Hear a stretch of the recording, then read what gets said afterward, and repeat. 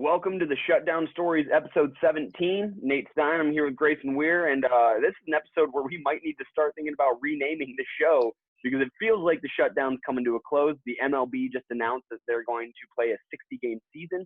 The NBA has plans in place for the bubble in Orlando starting July 30th.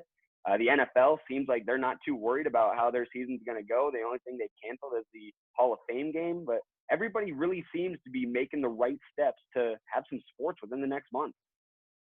Yeah, Nate, good to be back. First of all, thanks for having me back on. Second of all, you're right. I mean, whether it's the right decision or not, I don't know. Not a health expert, but it seems like sports are coming back. And Adam Silver just straight up said the other day, and I'm glad somebody just finally came out and said it.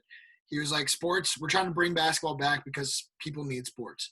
And people may think they don't need sports. It's not a necessity, but we want it. We need it. It's a escape from our daily lives, and things starting to come back feels pretty good. I don't know whether, I mean, obviously it's too early to tell whether these things will actually end up going how they plan, and college sports are a whole different animal, but it seems like we're going to have baseball. It seems like we're going to have basketball, and hockey. I mean, they're hockey. Coronavirus to them is like a stub toe to us. Yeah, no doubt. Well, I want to start with baseball because that's the most recent news.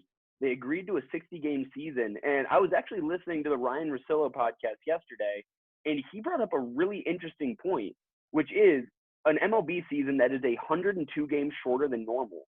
Does that put maybe a really bad team from last year into a possibility of making a run at a World Series this year in a shortened season? Absolutely. I mean, 60 games is short. The MLB season needs to be shortened from 162. Yeah, 162 is too long. It's ridiculous.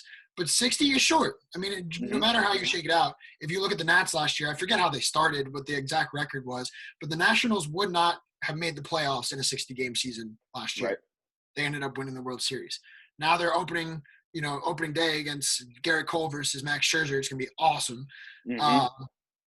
But, it puts teams in the mix where if you get off to a hot start, which happens in baseball, I think the Mariners started like 23-2 last year, something like that. And then the Mariners were one of the worst teams in the league.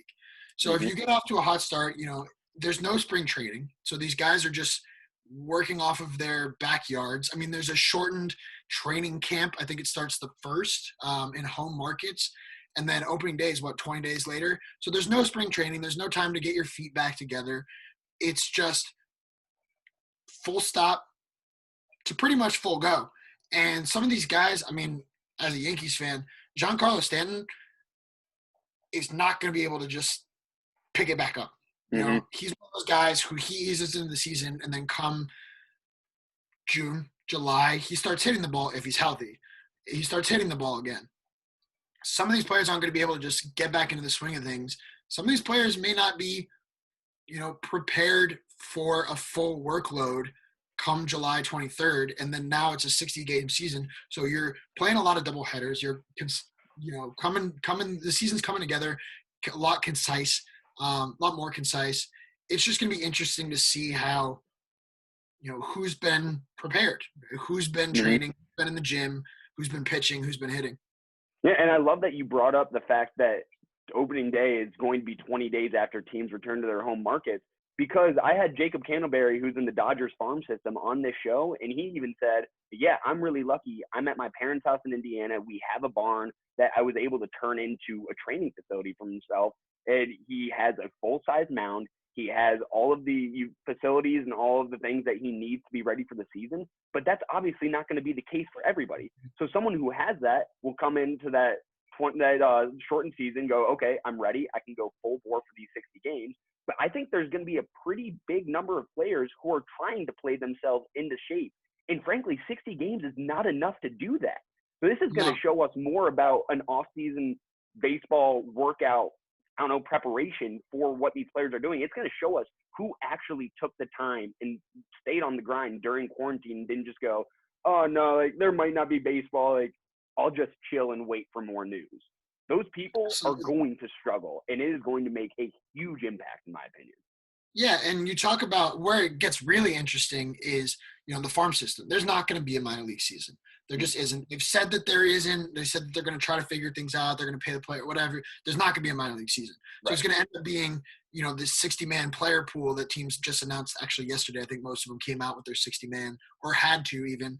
Mm-hmm. So it becomes interesting with those guys later in the roster. Like Ole Miss has 4 guys who, 2 of which would probably be if not high A, Mm-hmm. double A ball. They're on the Right. 60-man player pool. How is someone like them who has, like you said, they may not have had the facility in their backyard with a barn.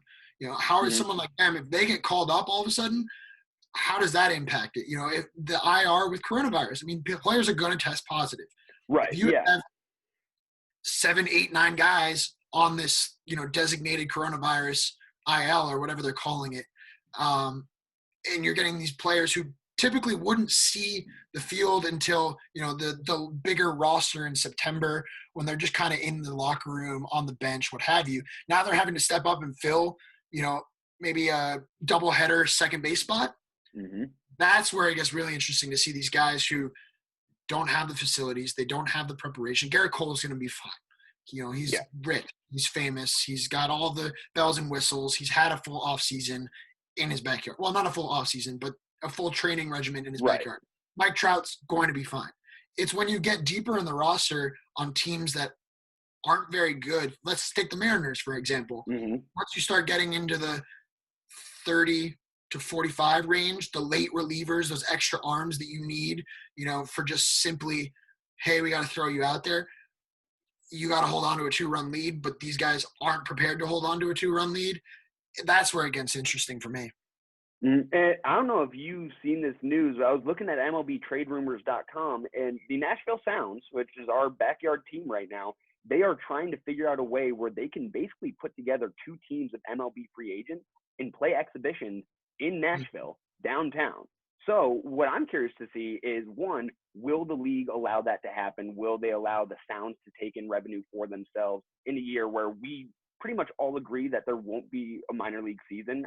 I'm with you. I don't see how it can possibly happen. There's just not enough money in minor league baseball to do a shortened season with minimal fans. The owners will take too big of a hit.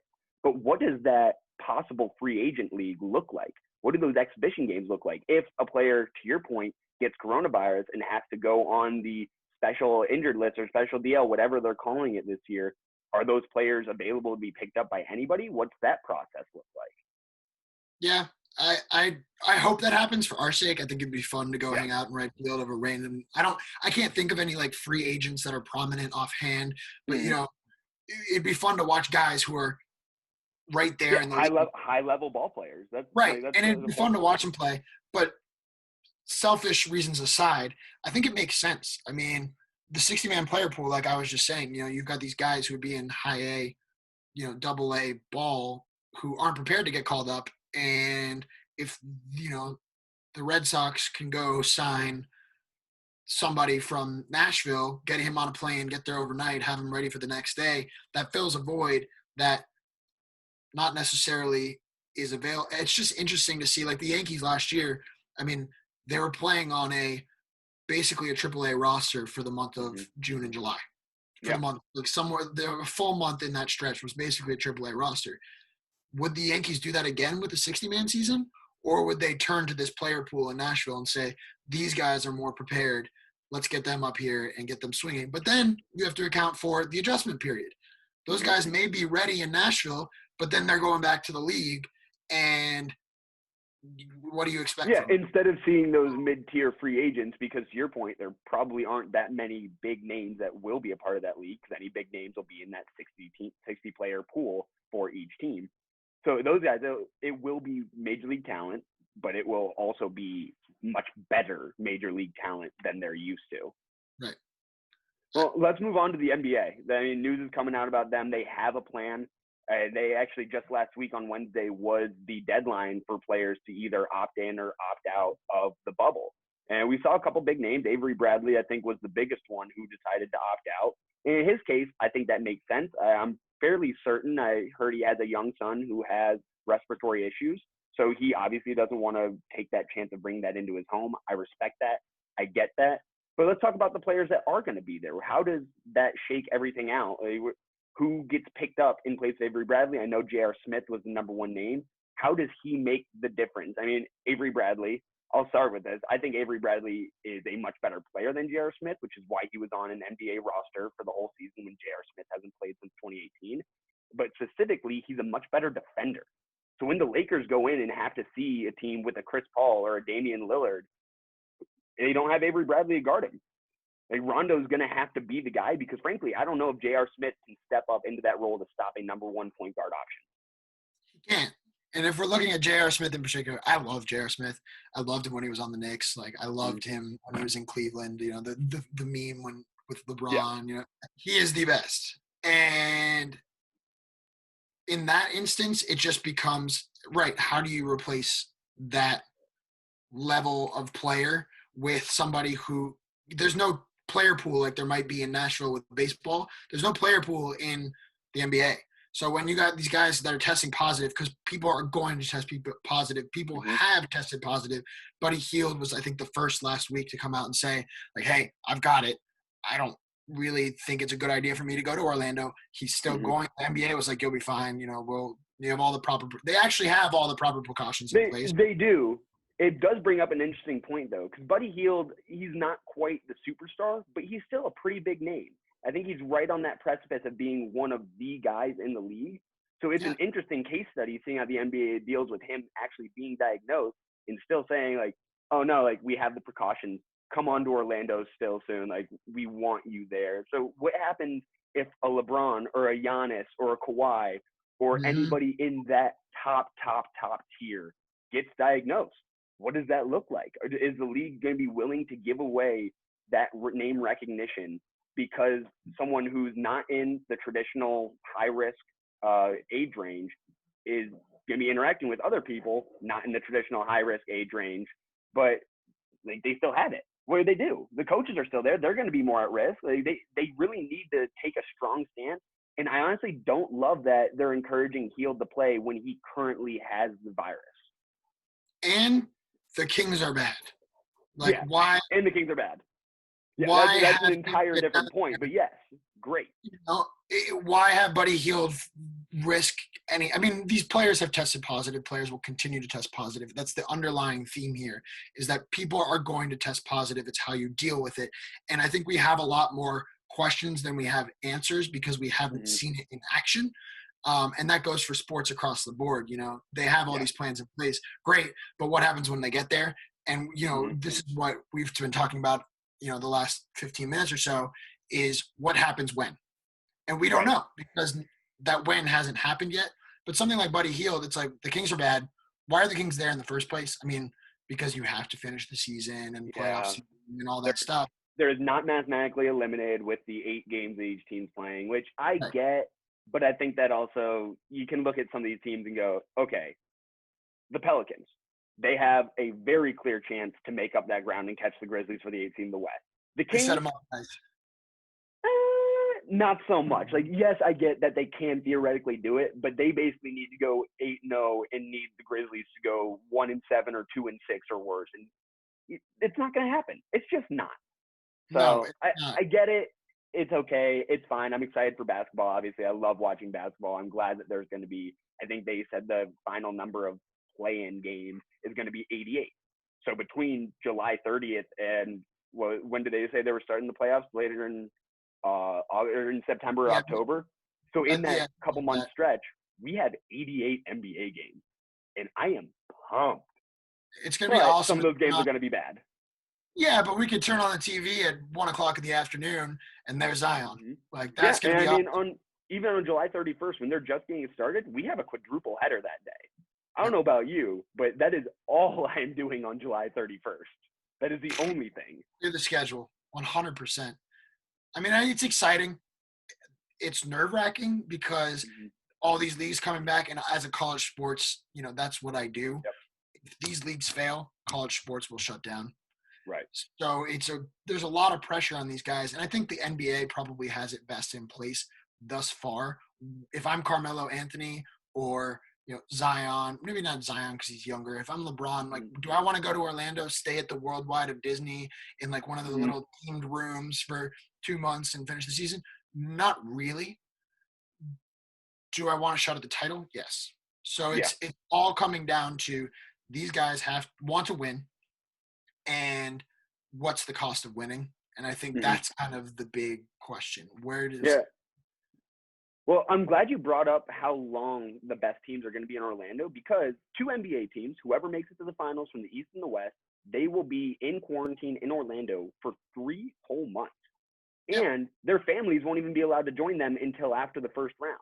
So there's a 1 or 2 week stretch. Well, no, longer than that, because you have the playing games and then the first round.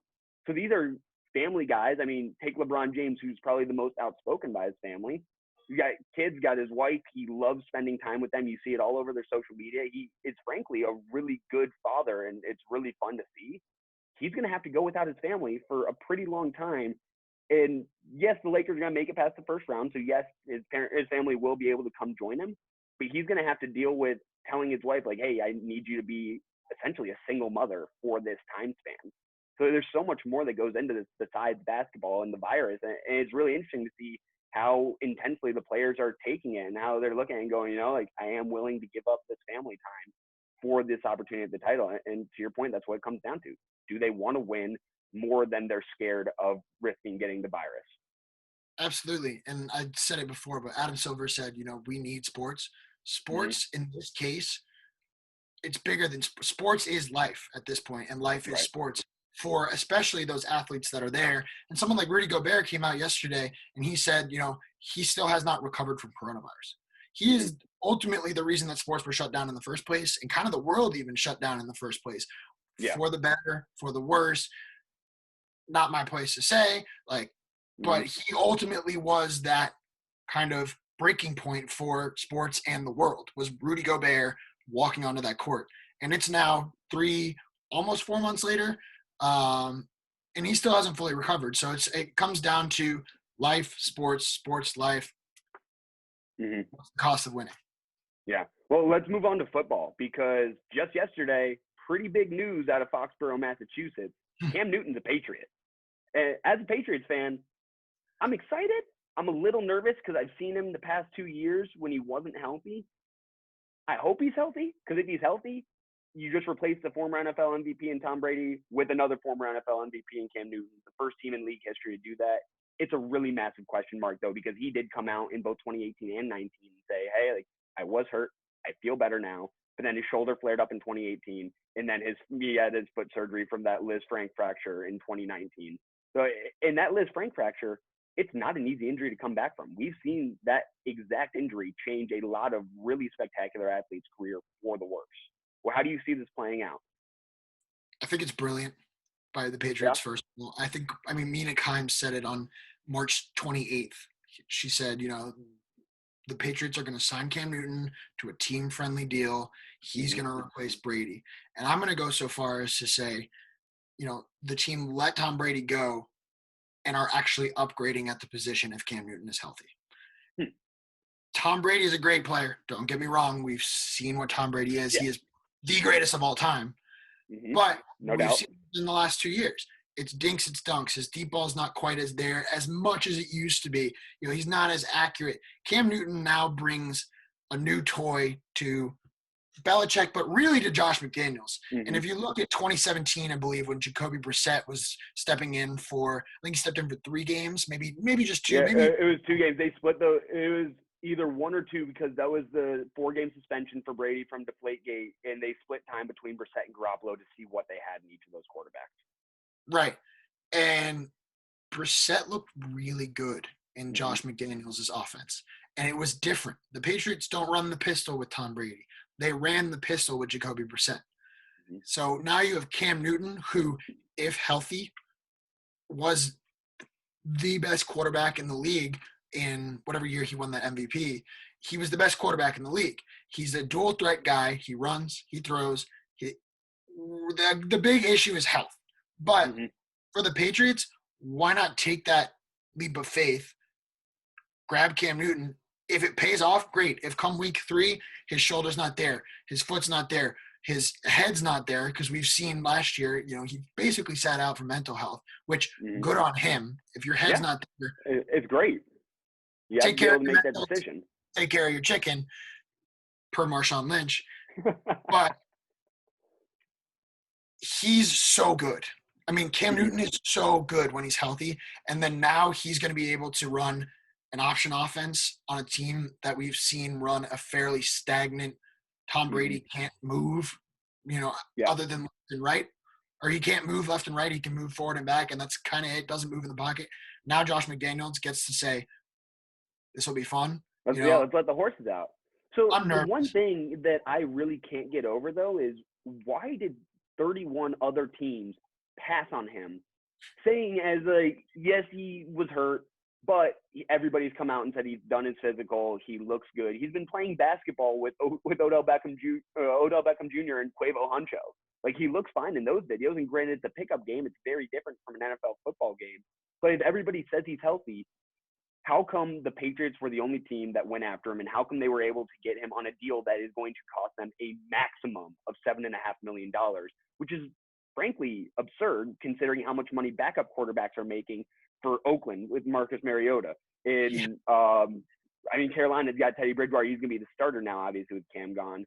Taysom Hill is moving on to a different team.